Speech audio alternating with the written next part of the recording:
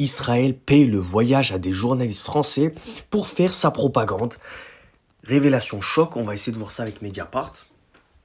C'est étonnamment pas étonnant.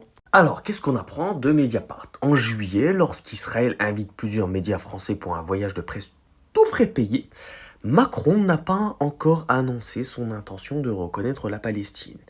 Israël invite des médias français tout frais payé.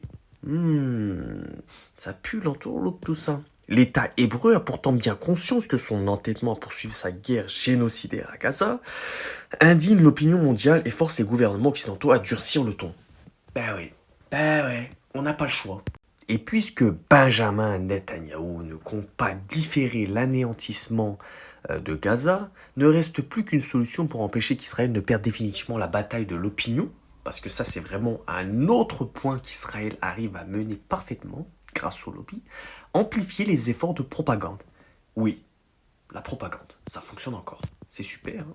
C'est dans ce contexte que, selon nos informations, l'ambassade israélienne en France a convié plusieurs médias à participer à un voyage de presse du 20 au 24 juillet autour du thème de la défense. Vous vous rendez compte, le sujet? C'est la défense. Malgré que l'État hébreu fait plus d'attaques, de violence, mène une guerre à sens unique, son thème, ça sera la défense. Elle s'est sentie attaquée à une certaine période, le 7 octobre, et après. Bref, on sait que là, l'État hébreu joue sur la carte de la propagande et de l'influence grâce à ses lobbies divers, surtout dans les pays occidentaux. Et donc là, on va comprendre un petit peu pourquoi. L'objectif du voyage, montrer la réalité du terrain. D'accord? On la montre d'une facette, selon l'ambassade ou du moins telle que Israël la conçoit, donc vraiment une façade. Tous les pays du monde organisent des voyages comme celui-ci, ça n'a rien d'original. Oui, mais ça dépend du contexte. Tous ne sont pas en guerre. Enfin, si on appelle une guerre à sens unique, affirme un porte-parole de l'ambassade interrogé par Mediapart. En réalité, l'État hébreu cherche par ses voyages à sensibiliser la presse internationale aux guerres qu'il mène dans la région. Selon nos informations, 5 titres de la presse française ont participé au voyage. On va lire un petit peu les personnes complices de ce lobby, de cette propagande et de cette haine envers cette guerre infernale. Le journal du dimanche, le JDD, étonnant, le Figaro, c'est fou, la Croix, je ne connais pas, l'Express, ah bon, et Marianne. Alors là, j'en suis outré de ces noms. Ah là, franchement, je suis choqué. Des gens de droite, des journaux de droite. Je n'ai pas mentionné le cadre du voyage de presse car ce cadre n'était pas contraignant.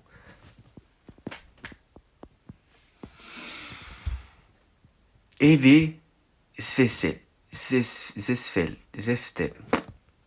imprononçable, directrice de la rédaction de Marianne auprès de Mediapart.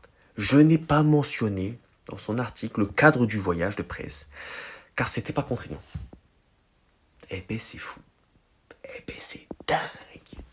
C'est pas contraignant qu'il n'y ait guerre? C'est pas contraignant? Je sais pas, dites-moi ce que vous en pensez, parce que moi, pour moi, là, ça c'est vraiment un aveu. C'est littéralement un aveu. Une complicité. On termine sur un bon point. L'ambassade a tout pris en charge. C'est super. Les allers-retours en avion, waouh. Sauf pour la Croix qui a demandé à les prendre en charge. Waouh. Les nuits d'hôtel et la nourriture.